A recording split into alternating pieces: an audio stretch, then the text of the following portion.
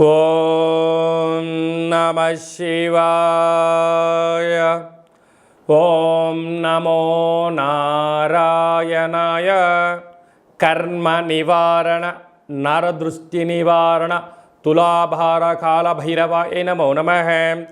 ఓం దిగంబరాయ విద్మహే గజవాహనాయ ధీమహి తన్నో కపాలకాల భైరవ ప్రచోదయాతు. ఇంద్రాణి శక్తి దేవ్యై నమోస్తుతే.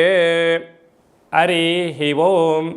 మా ఛానల్కి స్వాగతం. చూస్తున్న వీక్షకులకు ప్రేక్షకులకు ప్రియ కాల భైరవ భగవద్బంధువులకి స్వాగతం పలుకుతూ మమ్మల్ని ఎంతగానో ఆదరిస్తూ ఉండబడినటువంటి ప్రియ సోదర సోదరీమణులకు, సనాతన ధర్మ సంరక్షకులకు, జ్యోతిష్య అభిమానులకు గురువుల యొక్క ఆశీస్సులు అందరిపైన ఉండాలని, అందరికీ శ్రీ కపాల కాళ భైరవ స్వామి ఆశీస్సుల చేత అందరూ నిండు నూరేళ్ల ఆయురారోగ్యాల చేత విద్యార్థులకు విద్య, ఉద్యోగస్తులకు వ్యాపారస్తులకు వ్యాపార ఆకర్షణ, ధనాకర్షణ కలిగి ఎవరికి ఎలాంటి కష్టాలు లేకుండా ఐశ్వర్యాన్ని, ఆనందాన్ని, కష్టపడే తత్వాన్ని ప్రసాదించాలని కాళభైరవ స్వామిని కోరుకుందాం. 16/7/2024 నుండి 31/7/2024 వరకు పుట్టినటువంటి వారందరికీ కూడా ముందస్తుగా జన్మదిన శుభాకాంక్షలు. గతంలో వివాహం చేసుకున్న వారికి వివాహ వార్షికోత్సవ శుభాకాంక్షలు. ద్వాదశ రాశుల్లో గ్రహ గమనాల్ని వీక్షింపచేద్దాం. ధనుసు రాశి వారికి అర్ధాష్టమ రాహు సంచార స్థితి దోష కారణం చేత ఆషాఢమాస పూర్ణిమ, ఆషాఢమాస బహుళాష్టమి సందర్భంగా ఎలాంటి విధి విధానాలు పాటించాలో ఈ వీడియోలో సవివరంగా సంపూర్ణంగా తెలుసుకుందాం. ధనుసు రాశిలో ఏ నక్షత్రాలు వస్తాయనగా పూర్వాషాఢ నక్షత్రంలోని 4 పాదాలు, మూలా నక్షత్రంలోని 4 పాదాలు, ఉత్తరాషాఢ నక్షత్రంలోని 1 పాదం కలిపితే ధనుసు రాశి అవడం జరుగుతుంది. చాలామందికి పుట్టినటువంటి కాల సమయంలో డేటా బర్త్లో లేనటువంటి కారణం వలన పేరు యొక్క మొదటి అక్షరాన్ని అనుసరిస్తూ రాశిని తెలుసుకునే ప్రయత్నం చేద్దాం. ఏ, యో, బా, బి, బూ, ధా, బా, డా, బే అక్షరాల వారందరూ కూడా ధనుసు రాశి జాతకులే. ధనుసు రాశి యొక్క అధిపతి దేవగురు బృహస్పతి.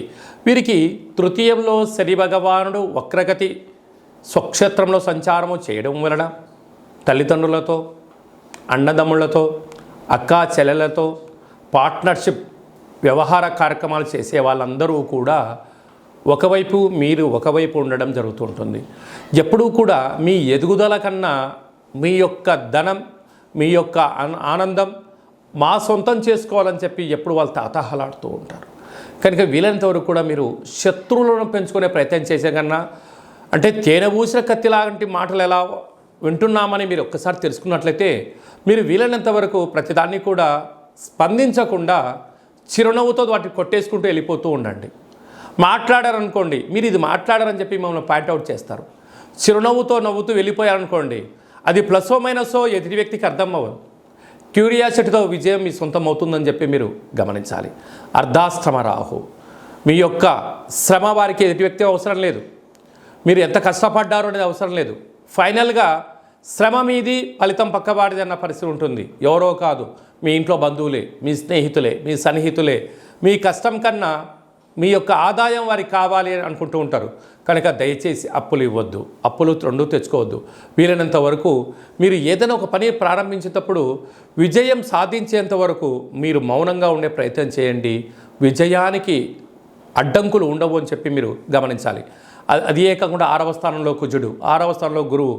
అంటే ఒకవైపు స్థిరాస్తులు సంపాదించాలి, గృహాలు కొనాలి, వాహనాలు క్రయ విక్రయాలు చేయాలనుకుంటూ ఉంటారు.